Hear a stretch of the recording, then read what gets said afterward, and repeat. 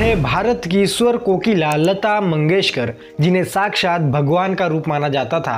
हम लोग तो ये कहते हैं कि इस युग में लता जी सरस्वती का रूप है। इनका ये गाना सुनकर प्राइम मिनिस्टर जवाहरलाल नेहरू भी स्टेज पर रो पड़े थे।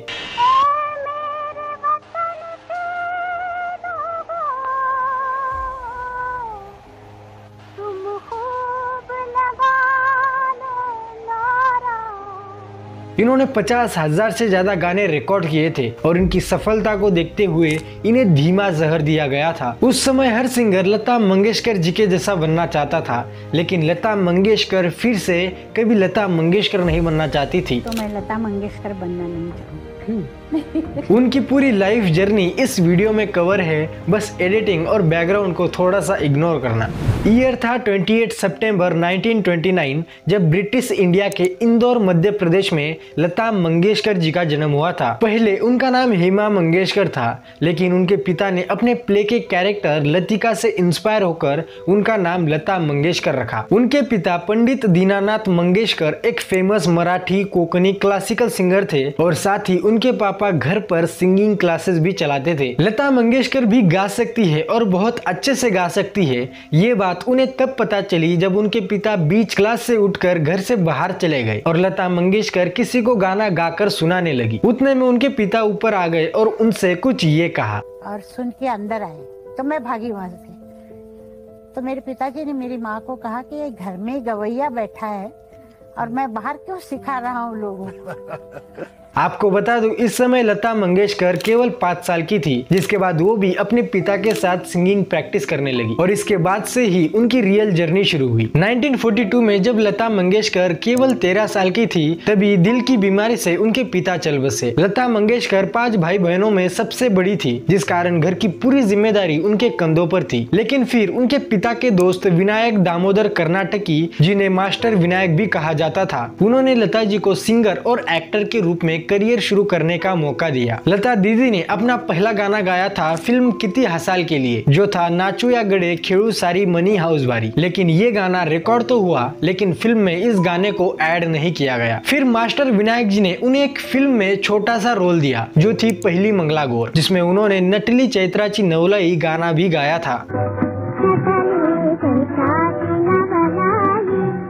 लेकिन एक्टिंग लता जी को बिल्कुल भी पसंद नहीं थी, उन्हें केवल सिंगिंग में ही इंटरेस्ट था। 1945 में लता बाई मुंबई चली गई और वहां हिंदुस्तानी क्लासिकल म्यूजिक सीखने लगी। लेकिन कुछ साल बाद लता बाई के सबसे बड़े सपोर्टर मास्टर विनायक जी का देहांत हो गया, जिसके बाद म्यूजिक डायरेक्टर गुलाम हैदर जी लता बाई के मेंटोर बने और इन्होंने उन्हें प्रोड्यूसर शशाधर मुखर्जी से मिलवाया, जो उस वक्त फिल्म शहीद बना रहे थे। लेकिन मुखर्जी ने लता बाई की आवाज को ये कहकर रिजेक्ट कर दिया कि उनकी आवाज बेहद पतली है, जिसके बाद लता बाई के मेंटोर गुलाम हैदर जी गुस्सा हो गए और उनसे कहा कि एक दिन आएगा जब यही प्रोड्यूसर डायरेक्टर लता जी के पैर पकड़ के उनसे गाना गाने की रिक्वेस्ट करेंगे। और वही हुआ। 1948 में लता मंगेशकर जी को सबसे बड़ा सक्सेस मिला फिल्म मजबूर से, जिसमें उन्होंने दिल मेरा तोड़ा मुझे कहीं का ना छोड़ा गाना गाया था। इस गाने से लता मंगेशकर रातों रात स्टार बन गई, जिसके बाद बड़े से बड़े म्यूजिशियन, कंपोजर, डायरेक्टर हर कोई केवल लता बाई के साथ ही काम करना चाहता था। फिर लता मंगेशकर जी ने तेलुगु, तमिल, कन्नड़ा, मलयाली, बंगाली जैसे 14 लैंग्वेज में 50,000 से ज्यादा गाने रिकॉर्ड करने का गिनीज वर्ल्ड रिकॉर्ड बनाया और इस वक्त इंडस्ट्री में हर कोई लता बाई को माँ सरस्वती का रूप मानने लगे थे।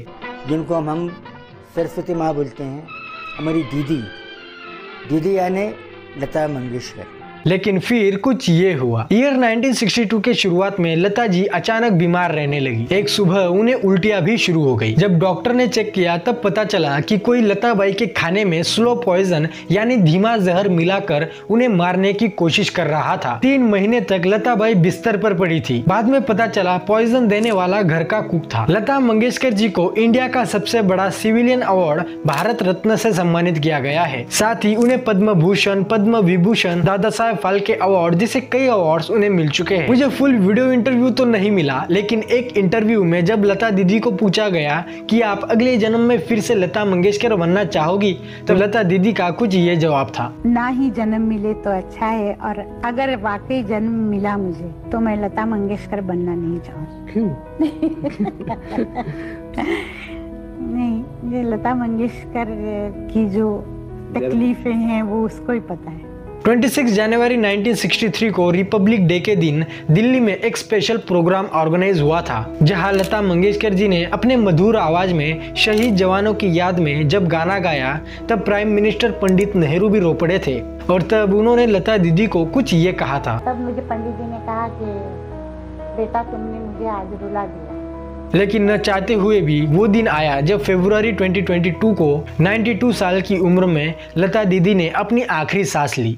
लता दीदी 28 दिनों तक हॉस्पिटल में एडमिट थी कोविड-19 और निमोनिया की वजह से, लेकिन ये प्रॉब्लम बढ़कर मल्टी ऑर्गन फेलियर बन गई थी। लता दीदी हमेशा कहती थी, बिना ईश्वर की कृपा, गुरु के आशीर्वाद और माता पिता के परवरिश के प्रसिद्धि प्राप्त नहीं होती। इस बात से मैं तो सहमत हूँ, लेकिन आपका ओपिनियन भी कमेंट में बताओ।